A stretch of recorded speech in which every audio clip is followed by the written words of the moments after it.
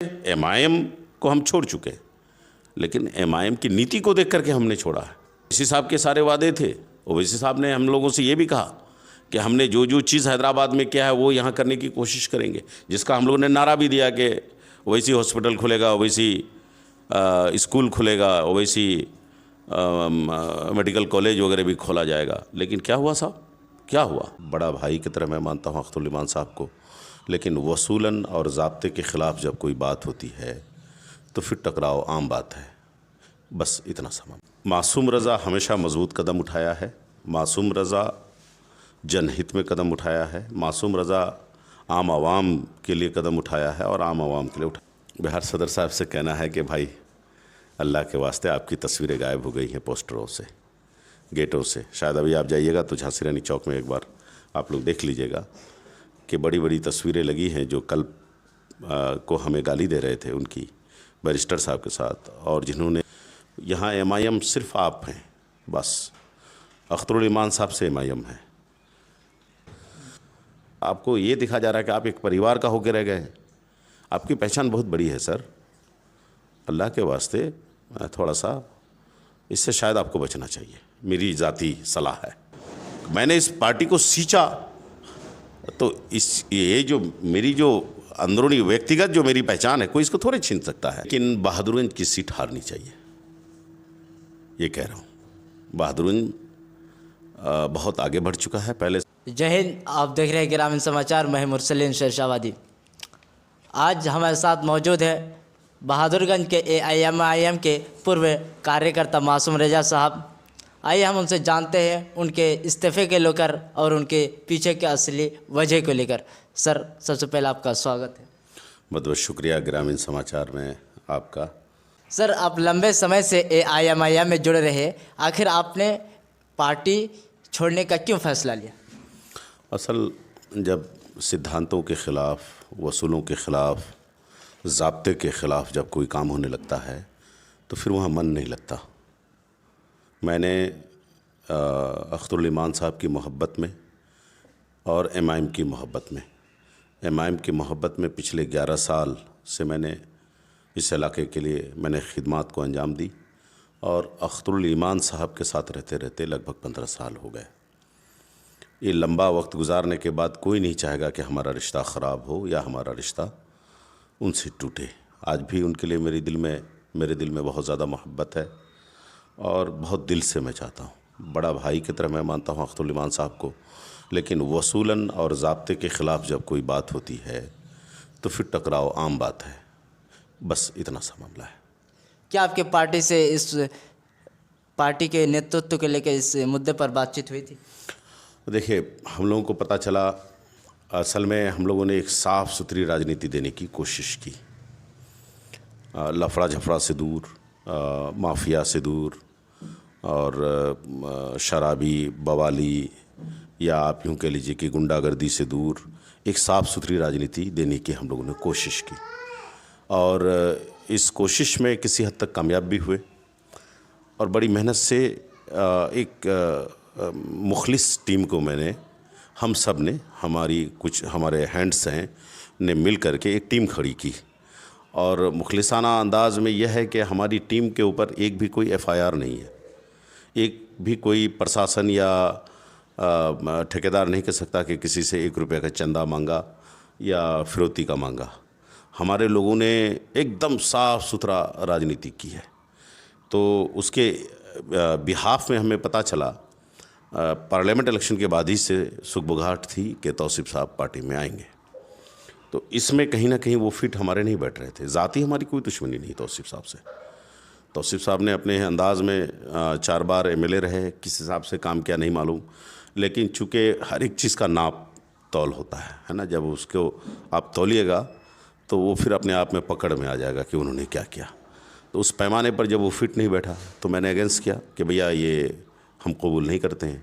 अच्छा, कैंडिडेट हमारे लड़कों ने, चूँकि इस पार्टी को लगभग सींचने में मेरा अहम रोल है पूरे विधानसभा में, हमारे लड़कों ने और आम जनों की एक आवाज़ थी कि भैया आपने अंजार साहब को टिकट दिलवाया, या जो भी आप लोगों की सहमति बनी वो जीते भी, आपके यहाँ टिका नहीं, लिहाजा इस बार आप ही को आना चाहिए। तो मैंने उस हिसाब से तैयारी भी की, जगह जगह गया, लोगों के बीच गया, लेकिन बावजूद उसके मैं एक सॉफ्ट कॉर्नर लेकर चला। वो सॉफ्ट कॉर्नर ये था कि पार्टी अगर मुझे किसी वजह का टिकट नहीं देना चाहती है तो हमारी टीम से मशवरा करे, पूछे और उसके बिहाफ में ही हम लोग काम करेंगे। अगर मशवरे के तहत कोई काम करना अगर ये लोग चाहते हैं तो हम कुर्बानी फिर दे देंगे। चूँकि मन में लालच तो नहीं था, मन में अच्छी क़यादत का मसला था, सालेह क़यादत का मसला था। तो मन में सालेह क़यादत को जहाँ तक था, ये उसके विपरीत हो रहा था, ये उसमें फिट नहीं बैठ रहे थे हमारे तौसीफ साहब। तो इसको लेकर के हम लोगों ने फिर पहले तो 18 जनवरी को बैरिस्टर असदुद्दीन ओवैसी साहब को लिखित हम लोगों ने दिया, और फिर 18 जनवरी के बाद 29 जनवरी को हम लोगों ने लिखित रूप से दिया है बिहार सदर अख्तरुल ईमान साहब को, और बैरिस्टर साहब को हम लोगों ने मेल करवाया है बाजब्ता। उसकी हार्ड कॉपी हम लोगों ने अख्तरुल ईमान साहब को भी दी है। बावजूद उसके 24 अप्रैल को अचानक पार्टी वो ज्वाइन कर लेते हैं। 24 अप्रैल को अगर वो पार्टी ज्वाइन कर ली है तो चलिए साहब, मान लिया कि भाई कोई भी पार्टी ज्वाइन कर सकते हैं, लेकिन कौन सा ऐसी आफत आ पड़ी कि उसी दिन कैंडिडेट घोषित कर दिया जाता है। तो ये कहीं ना कहीं अपना एक सवालिया निशान खड़ा करता है। तो सवालिया हम लोगों ने वक्त दिया कि आप इस पर पुनः विचार करें, इसको फिर से दोबारा सोचें, देखें, और 30 जनवरी का हम लोगों ने अल्टीमेटम दिया और 30 को हम लोगों ने इस्तीफ़ा दिया। आपने इस बीच वक्त दिया तो आपको पार्टी की तरफ से क्या आश्वासन दिया गया? पार्टी की तरफ से एक ही बात थी कि आप मान जाइए, आप मान जाइए। आला कमान ने फैसला ले लिया, अमीर का फैसला को मानना चाहिए। ज़मीर गवारा नहीं किया हम लोगों का। तो आपने अभी फ़िलहाल पार्टी से इस्तीफ़ा देते हैं, आगे की रणनीति क्या? आगे का मामला हम विचार विमर्श चल रहा है। 2-3 बातें आ रही है सामने में। कुछ जो हमारे यहाँ बड़ी पार्टियां हैं उनका कहना है कि हमारे यहाँ आइए, खिदमत को अंजाम दिए, जब मौका मिलेगा आपको मौका दिया जाएगा। और कुछ पार्टियां ऐसी हैं जो उनसे सेकंड लाइन में खड़ी है कि भैया आप मेरी पार्टी में आ जाइए, मैं आपको टिकट दे रहा हूँ, आप मेरी पार्टी में आ जाइए। 5-6 पार्टियाँ ऐसी हैं। लेकिन कुछ लोग कह रहे हैं कि आप आज़ाद आइए, आज़ाद जीतने के बाद गठबंधन में आपको जाना है, इस तरह की बात कर रहे हैं। अच्छा, कुछ हमारे जो गठबंधन के ऑलरेडी लीडर्स हैं वो चाह रहे हैं कि भाई नहीं, ऐसा कुछ नहीं करना है, नहीं तो हम लोग लड़के आपस में लड़ जाएंगे और कहीं ना कहीं बीजेपी को इसका फ़ायदा पहुंच जाएगा, तो आप हमारे साथ आ जाइए। बहरहाल कई लोगों से आज भी मैंने बात की और कई लोगों से कल भी मैंने बात की। एक सिलसिला है, मैंने 17-18 तारीख तक टाइम लिया है।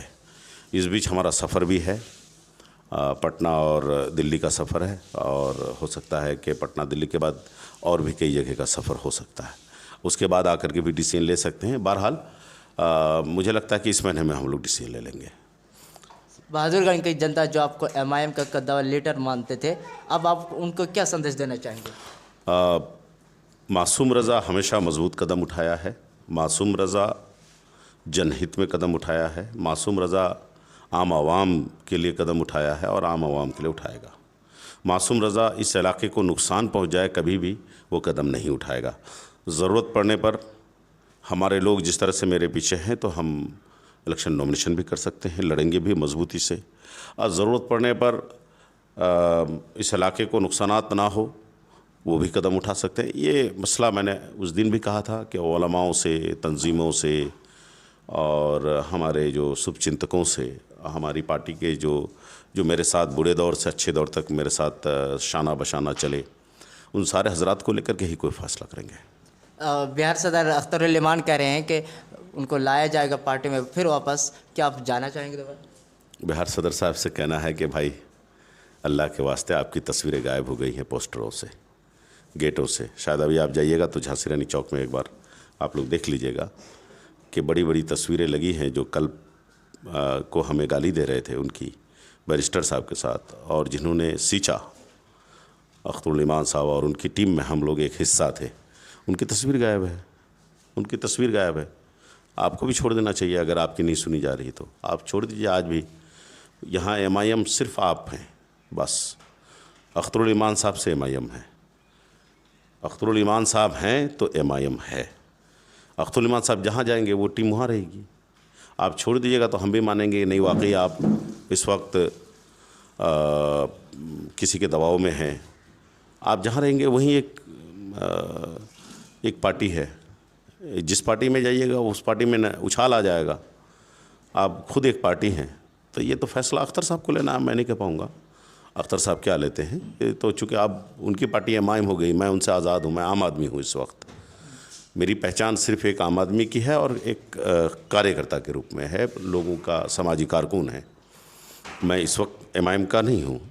हाँ, एक आम आदमी और उनसे जो रिश्ता रहा 15 साल का, उस नाते मैं ये सोच रहा हूँ कि उनको भी, अगर उनकी तस्वीरें गायब हैं बैनर से, मैं तो कल देखा, मैं कहीं निकला नहीं इस बीच, 30 तारीख के बाद बहुत कम निकला हूँ।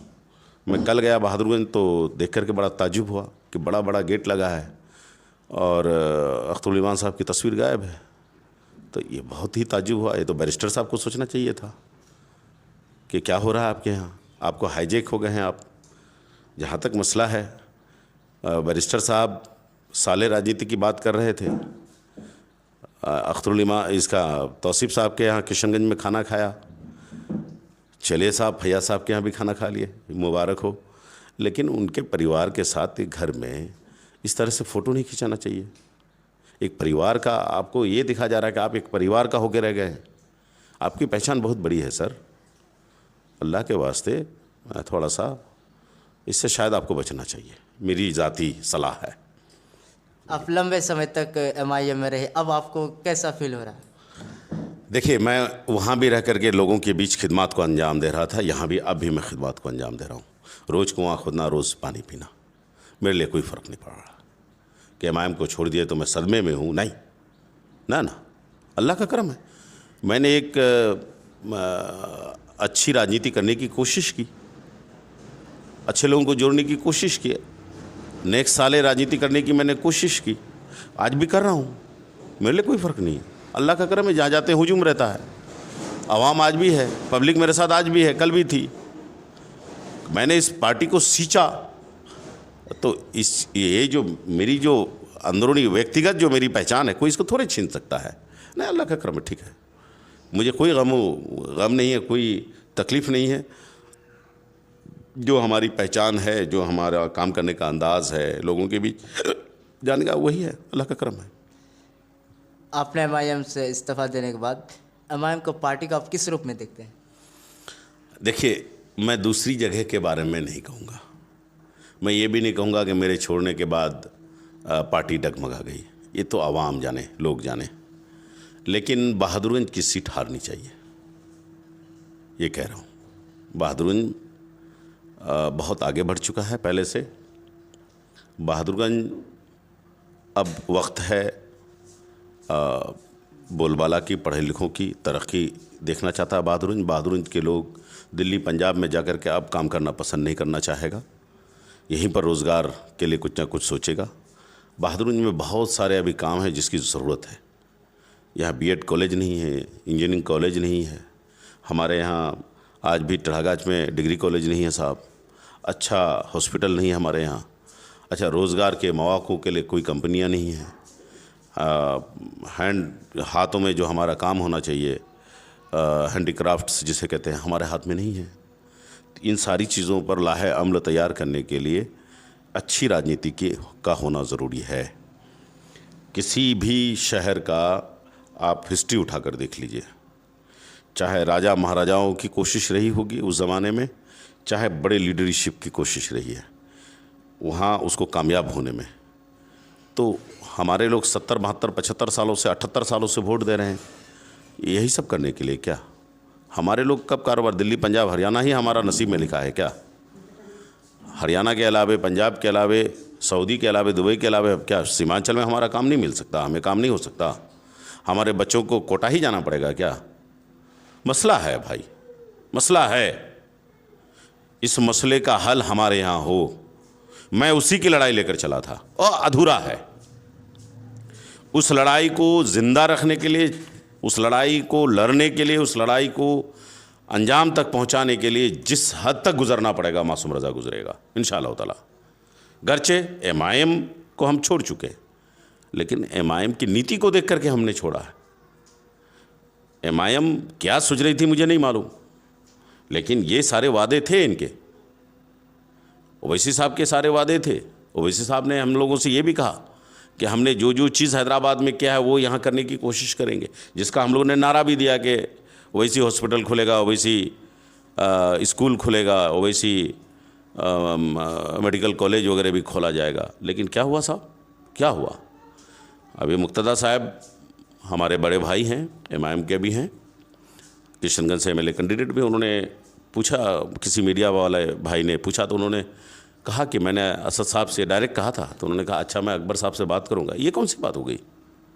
ये कौन सी बात होगी? कोशिश तो होनी चाहिए थी ना, सीमांचल के लिए कोशिश तो होनी चाहिए। दर्द तो हमें ना है, तकलीफ़ तो हमें ना है, हम ना हैं यहाँ के रहने वाले, हमारे बच्चे ना दूसरी जगह जाने को विवश हैं, परेशान हैं। इसीलिए एक लंबी लड़ाई लड़ने की अभी भी ज़रूरत है। सिर्फ सत्ता या कुर्सी की लड़ाई होती तो मैं इन 15 सालों में 3 बार मिनिमम नॉमिनेशन कर लिया होता। हार जीत अल्लाह पर। एक नई चीज़ कायम करने की मैंने कोशिश की है, हम सब ने कोशिश की है और इलाका ने उस पर लबैक कहा है। इसीलिए मेरी कोशिश अब भी रहेगी, जो अधूरी लड़ाई है मैं उसकी लड़ाई लड़ूं। बयानबाजी में बहुत आगे है MIM कहा जाता है। पिछले दिन कहा कि सीमांचल को आप हैदराबाद जैसा बना देंगे, इस पर क्या? वो तौसीफ साहब की बातों पे ऐसे ही आपने पिछले दिनों में सुना होगा, हर इलेक्शन में नया शगुफ़ा होता है। पिछले इलेक्शन जिसमें वो हार गए 2020 में, उनका था SDM मैं तुमको बता दूंगा। वो बता और तथा कुछ नहीं सकता मेरे भाई, शगुफ़े छोड़ने में आगे है वो। और अब वो बातें नहीं चलेंगी, बहुत दूर की कौड़ी हो गई। 17 साल का वो हिसाब दे आम जनता को, आवाम को, पब्लिक को, फिर वो अपने बारे में कोई बात करे। हैदराबाद तो यहीं के लोगों को बनाना होगा, क़यादत यहाँ के लोगों को देना होगा, यहाँ की सोच को देना होगा। जो उस सोच की लड़ाई, उस लड़ाई को लेकर चल रहा है उसको देना होगा। और इस सोच को लेकर हम लोग बहुत आगे बढ़ चुके हैं इंशाअल्लाह ताला। मैं नहीं कहता हूँ कि हम लोग जीत जाएंगे, मैं नहीं कहता हूँ, लेकिन इसी शराइत पर हम आगे अगर चाहे इलेक्शन लड़े, चाहे किसी का साथ दें, ये शराइतें हमारी होंगी।